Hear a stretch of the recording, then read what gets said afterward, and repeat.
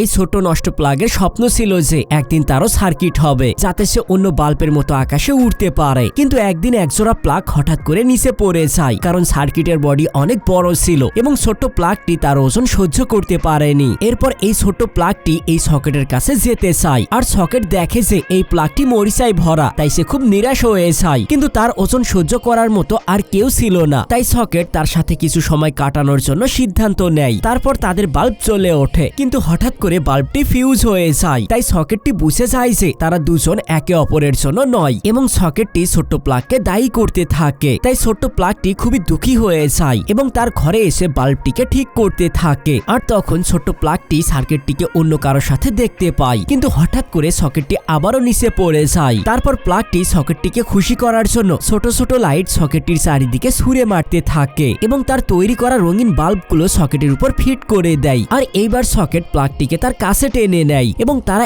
একে অপরকে শক্ত করে ধরে বাল্বটি জ্বালিয়ে দেয়।